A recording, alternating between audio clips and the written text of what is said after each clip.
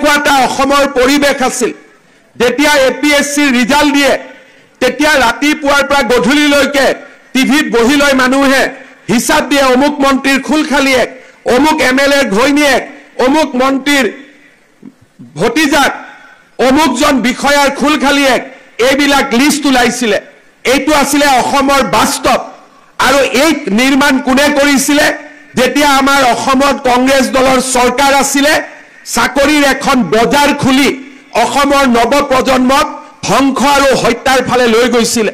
মই বহু সময়ত কওঁ ড্ৰাগছ খুৱাই মানুহক ধ্বংস কৰিব নালাগে মদ খুৱাই ধ্বংস কৰিব নালাগে উচ্চ শিক্ষিত কৰি যদি চৰকাৰী চাকৰি টকা দি ল'ব লাগে তাতকৈ আৰু অন্যায় যুৱ সমাজৰ বাবে একোৱে হ'ব নোৱাৰে তাক মই বিশ্বাস কৰিছিলো আৰু সেই কাৰণে আমি পৰিৱৰ্তনৰ কাৰণে কাম কৰিছিলো আজি APSCৰ যেতিয়া ৰিজাল্ট দিয়ে তেতিয়া ৰিজাল্টৰ পিছত আমাক বেয়া পোৱা টিভিটো নিউজ কৰিবৰ বাবে বাধ্য হয় যে এইজন ল'ৰা তৰকাৰী বেপাৰীৰ ল'ৰা এইজন ল'ৰা বিধৱা মহিলাৰ ল'ৰা এইগৰাকী ছোৱালী বজাৰত দোকান পাতি সৰু বস্তু বিক্ৰী কৰা এগৰাকী মহিলাৰ সন্তান যি চাকৰি এদিন মন্ত্ৰী বিধায়কৰ ল'ৰা ছোৱালীয়ে পাইছিলে অফিচাৰৰ ল'ৰা ছোৱালীয়ে পাইছিলে আজি সেই চাকৰি যোৱা 3 বছৰত অসমৰ সাধাৰণ মধ্যবিত্ত আৰু দৰিদ্ৰ শ্ৰেণীৰ ল'ৰা ছোৱালীৰ বাবে আমি মুকলি কৰি দিব পাৰিলো মেধাৰ ওপৰত আমি চৰকাৰী চাকৰি প্ৰদানৰ আমি এটা নতুন মানদণ্ড নিৰ্মাণ কৰিছো যে চৰকাৰী চাকৰি পাবৰ কাৰণে আমি কাৰোবাক 10 লাখ 5 লাখ টকা ঘোষ দিব লাগিব আৰু ঘোষ নিদিলেও কোনবা মন্ত্ৰী বিধায়কৰ লগত আমাৰ সম্পৰ্ক থাকিব লাগিব আৰু নহলে APSC বা ইন্টাৰভিউ লোৱা মানুহসকল আমাৰ পৰিয়ালৰ লগত জানা শুনা হ'ব লাগিব তেতিয়াহে আমি চৰকাৰী চাকৰি পাব পাৰো মোৰ লগত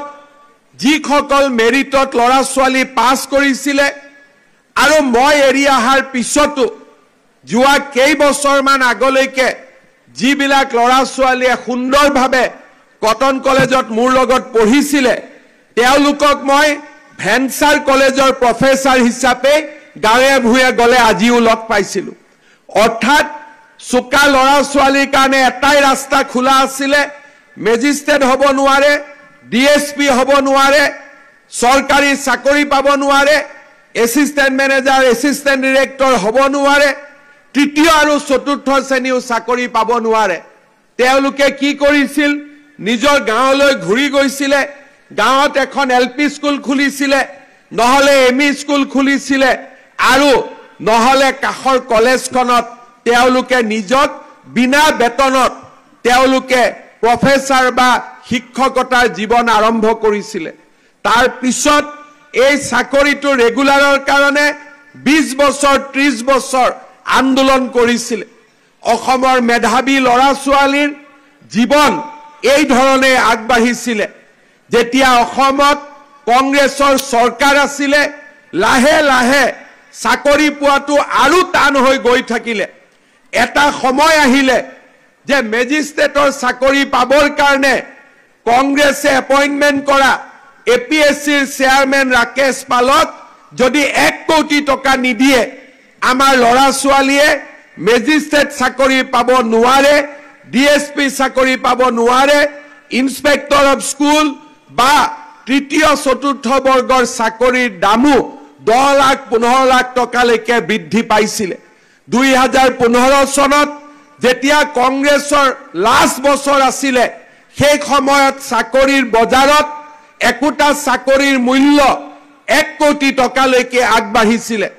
সেই সময়ত নিযুক্তি পোৱা বহুত অফিচাৰৰ লগত যেতিয়া মই কথা পাতো বহুত কৰ্মচাৰীৰ লগত মই যেতিয়া কথা পাতিলে মই তেওঁলোকক বুজি পোৱা হৈছিল যে এওঁৰ নিযুক্তি ৰাকেশ পালৰ দিনত হৈছে গতিকে বেছিকৈ কথা বতৰা পাতি বিশেষ একো লাভ নহয় এওঁৰ পৰা ৰাইজৰ কাম বিশেষ নোলাব এনেকুৱা পৰিৱেশ হৈছিল যে ইন্সপেক্টৰ অফ স্কুলছৰ মই মিটিং পাতো মিটিংত মই খুধু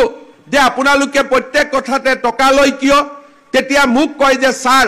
20 লাখ টকা দি চাকৰি লৈছো খুদত টকা আনিছো গতিকে টকা মাৰিব লাগে, টকাটো ঘূৰাই দিব লাগে। গতিকে টকা যদি নলওঁ আমি কেনেকৈ সুদত টকা ঘূৰাই দিম? এইটো আছিল অসমৰ পৰিৱেশ। আৰু আমাৰ চৰকাৰী কৰ্মচাৰীসকলক আপোনালোকে যেতিয়া কেতিয়াবা অফিচত যায়, দুই এজন অফিচাৰৰ ওপৰত, কৰ্মচাৰীৰ ওপৰত যেতিয়া আপোনালোকৰ খং উঠে, কথাই কথাই টকা খোজে, আপোনালোকে মাত্ৰ গুগল কৰিব তেওঁৰ নিযুক্তি কোন চনত হৈছিলে। বাকী আৰু একো উত্তৰ নালাগে। নিযুক্তিৰ বছৰটোৱেই গোটেই প্ৰশ্নৰ উত্তৰ আমাৰ সন্মুখলৈ আহি পৰিব, বেলেগ আৰু একোৱে কৰিব নালাগে। এনেকুৱা এটা অসমৰ পৰিৱেশ আছিল।